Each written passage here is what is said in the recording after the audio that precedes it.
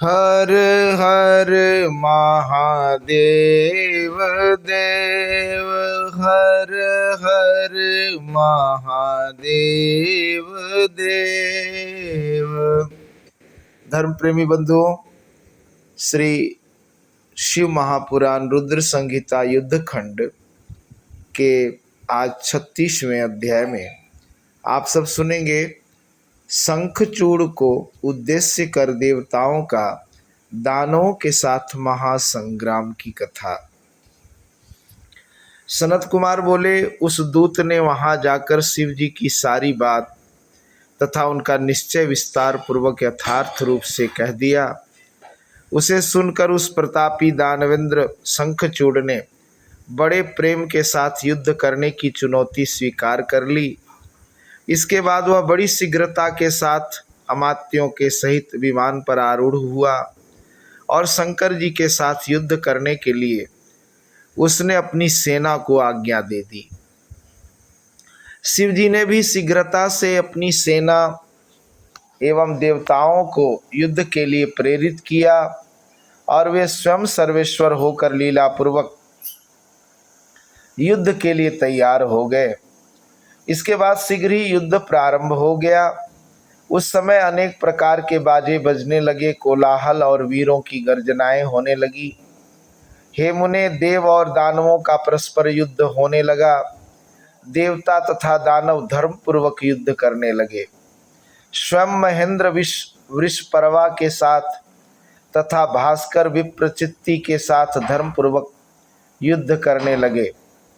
दंभ के साथ विष्णु का महान युद्ध होने लगा।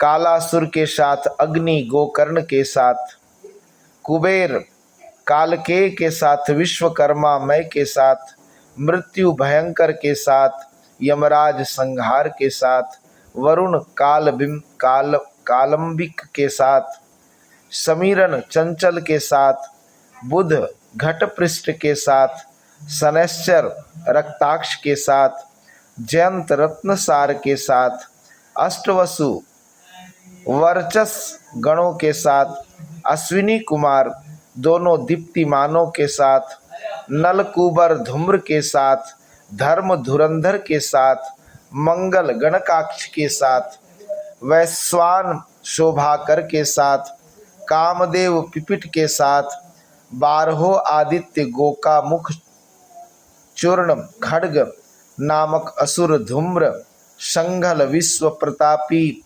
एवं पलाश के साथ धर्म पूर्वक युद्ध करने लगे। शिव की सहायता प्राप्त कर देवगण असुरों के साथ युद्ध करने लगे।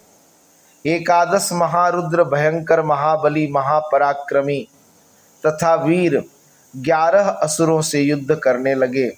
महामणि, उग्रचंड आदि के साथ, चंद्रमा, राहु के साथ तथा बृहस्पति, शुक्राचार्य के साथ धर्म पूर्वक युद्ध करने लगे।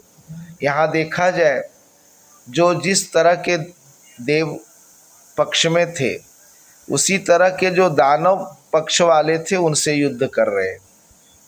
बृहस्पति देवताओं के गुरु हैं तो युद्ध कर रहे हैं जो दानवों के गुरु हैं शुक्राचार्य के साथ।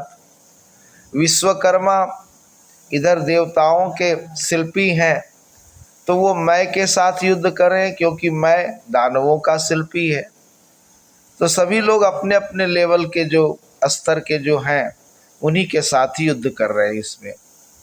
हे मुने, उस समय शिव जी काली एवं पुत्र के साथ वट के मूल में स्थित रहे और समस्त सैन्य समूह निरंतर युद्ध कर रहे थे। रत्न जटित आभूषणों से भूषित शंखचूड़ भी करोड़ों दानवों से युक्त रत्न जटित मनोहर सिंहासन पर बैठा हुआ था। जैसे सिंह इधर शिव जी वटमूल में स्थित रहे, वैसे शंखचूड़ भी सिंहासन पर बैठा हुआ था। इसके बाद देवताओं एवं असुरों का विनाश करने वाला महायुद्ध छिड़ गया। उस महायुद्ध में नाना प्रकार के दिव्य आयुध चल रहे थे। गदा, रिष्टि, पट्टिस, चक्र, भुशुंडी, प्रास, मुदगर, निस्त्रिंश, भाला परिग शक्ति उन्मुख परशुवान तोमर खड्ग शस्त्रों तोपें भिंदीपाल एवं अन्य शस्त्र वीरों के हाथों में शोभित हो रहे थे। महान उत्साह के से युक्त वीर लोग युद्ध में गरजती हुई दोनों सेनाओं के वीरों के सिरों को इन आयुधों से काटने लगे। हाथी घोड़े रथ पैदल तथा अनेक प्रकार के सवार सहित वाहन युद्ध में कट रहे थे। भुजा जंघत कटी, दोनों कान पैर ध्वज वान तलवार कवच एवं उत्तम आभूषण कटकर पृथ्वी पर गिरने लगे। उस समय योद्धाओं के कटे हुए किरीट कुंडल सिरों से तथा हाथियों की कटी हुई सूढ़ों से, कटी हुई आभूषण युक्त भुजाओं तथा कटे हुए आयुधों एवं कटे हुए अन्य अंगों से समस्त पृथ्वी मधुमक्खी के छत्तों के समान पट गई। युद्ध में कटे हुए सिरों की आँखों से कबंध की ओर देखते हुए योद्धा शस्त्र धारण की हुई भुजाओं को ऊपर की ओर उठाकर जहां तहां दौड़ रहे थे। महाबलवान एवं महापराक्रमी वीर तीव्र नाद करते हुए अनेक प्रकार के शस्त्रास्त्रों से परस्पर युद्ध कर रहे थे। कुछ योद्धा युद्ध में स्वर्ण मुख वाले वानों से योद्धाओं को मारकर जलवृष्टि करने वाले मेघों के समान वीर गर्जना कर रहे थे। कोई वीर चारों ओर से अपने वानों से रथ सहित सारथी को इस प्रकार ढक दे रहा था जिस प्रकार बादल सूर्य को ढक लेता है। द्वंद्व युद्ध करने वाले वीर एक दूसरे से भिड़कर ललकारते हुए तथा एक दूसरे के आगे जाते हुए मर्म स्थल पर प्रहार करते हुए आपस में युद्ध कर रहे थे। उस महायुद्ध में वीर समूह चारों ओर से अपने हाथों में नाना प्रकार के ध्वज तथा आयुध लेकर सिंहनाद करते हुए दिखाई पड़ रहे थे। उस युद्ध में महावीर महान शब्द करने वाले अपने शंखों को पृथक पृथक बजा रहे थे और प्रसन्न होकर घोर नाद कर रहे थे। इस प्रकार दीर्घ काल तक देवताओं तथा दानवों का विकट भयंकर तथा वीरों को हर्षित करने वाला महायुद्ध हुआ।